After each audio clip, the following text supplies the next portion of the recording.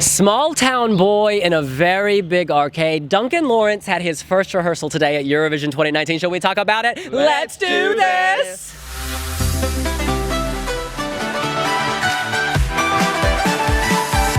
You got any Dutch in ya? Find out with MyHeritage DNA. In any case, the Netherlands has had their first rehearsal. There has been so much hype, so much expectation about this performance. He is the bookies' runaway favorite to win, but did he deliver today in Tel Aviv? Let me just start by describing the staging. He's sitting alone on stage in front of a keyboard. He's tickling the digital ivories. The camera pans around him. It's very minimalist. It's very pure. It's very true to him. Duncan Laurence is not the type of performer who needs to be lowered from the ceiling with pyrotechnics coming out of his nipples. That's not who he is, and so they're staying true to who he is. The dominant colors are blue. It gets lighter as it goes on. It's very simple.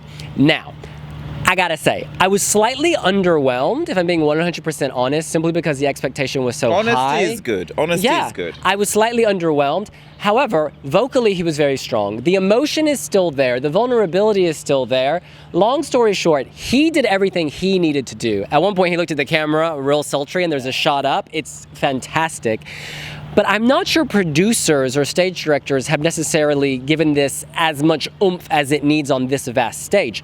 His music video works in a music video setting and it's very magical. This doesn't necessarily fill the space for me. We're in a much bigger space now. However, I still think he's a contender to win. Let there be no doubt, because no juror is going to be embarrassed to put love behind this. Duncan Laurence must do what is right. What is right. And I feel that what is right is tapping into the audience reaction. This is the audience at Eurovision is very much part of the visual story here. Lots of pan out shots, lots of zooming in shots, and you just imagine in a filled arena, it's going to take on its own new story. You know, there's a lot of dynamism here. And that is why rehearsals are not doing this justice, because this is really just about the angles. And he gets those angles, because every time it zooms in, he knows when to look up, when to look down. There's an expressive, deep emotion coming out here. There's a fragility here, and subtle lighting changes. There's a moment where it's like shooting stars shooting out of the blue, and there's a moment when there's like a little bit of a shimmer. I really like this. It gives it texture, it gives it variety, it gives it almost a visual dance without appearing to do so. I think this is very strong. I do agree with you. I do agree with you. I think that this is a favorite. I don't think it's a lock. I still think that many countries have upped their visual game. And the Netherlands has delivered what I feel is expected. One thing on that, I think if the audience is holding lighters or lights, and we don't have an audience yet to know if they're going to do that, that could make it very magical. It could give it that stadium feel. Yeah, he grew in confidence as each run through went on, as did the lighting, as did pretty much everything came together, and it was much stronger by the third run through than the first run through, because after the first run through, I was worried, and this is the song that I gave my first 10 to in 3 years in the Wee Wee jury. This is one of my favourite Eurovision songs of all time, right now, I would honestly say. And that's probably why I'm very much like, no matter what he did, I would have been... It could never have lived up to my expectations. No. So I'm very much trying to keep that in my mind, which is the same thing that happened last year with Netta. This doesn't feel like... This is not an Occidentali's Karma, where we looked at it and it was like, oh no, what have they done? Yeah. I'd say this is even better than Netta last year, where the first rehearsal was pretty bad, really, all things considered. This is still very strong. This is still very much a contender to win. Am I as confident as I was this morning? No, I'm not. But I still have a lot of faith in Duncan. And there are those moments. There's the first moment that he looks up at the camera and he just smoulders into the camera, and it's so good. I worry whether it takes too long to get to that shot. It's kind of keeping you waiting, and it's like 30, 40 seconds in. And I just wonder whether maybe that's too long, and it's like an audience will be cut off from that. But musically, it's as good as it ever was. His voice is as good as it ever was. They just need to get those little lighting and staging bits right.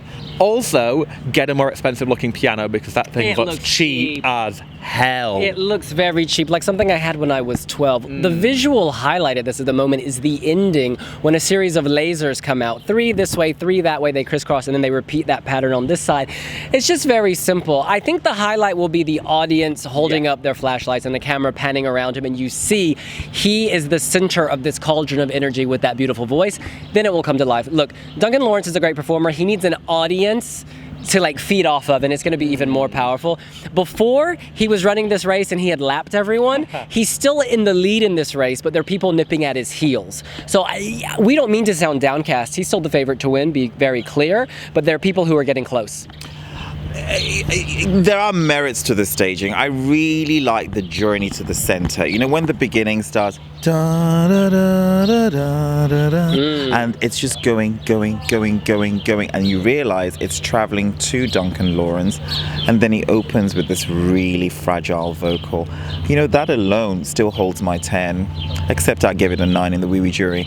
Bottom line, this is really good. Whichever way you look at this is really good. And when you have high expectations to begin with, you know, you almost try and find new elements to critique. I think this is respectable. I think this is good. And I think the Netherlands will be proud, regardless. This is going to finish really high. Yeah. I think ultimately it's not that we're being critical of it, it's just that we know how good it could be, and we want to see it reach that potential. Yeah. And it's 90% of the way there, maybe 85 maybe, but it's getting there, and I have complete faith that they will make sure it gets there. It's Hans Pannenkoek's best staging in years, just for one thing. Yes. Like compared the palm trees of Manil Navarro are and gone. Fenix, there ain't whatever no pina that colada was. realness here. No. Only in our shirts. In any case, that's what we think. What do you think? Is this arcade a winning game? Is it a losing game? Let us know here on wiwibloggs. And you can leave a like, you can hit the subscribe button, leave a comment down below, and make sure to ring that notification bell. Multiple social media platforms. It's Twitter, it's Instagram, it's Facebook, it's YouTube. We're in an arcade, but don't play games. Go to MyHeritage and get your DNA. We'll see you later. Bye!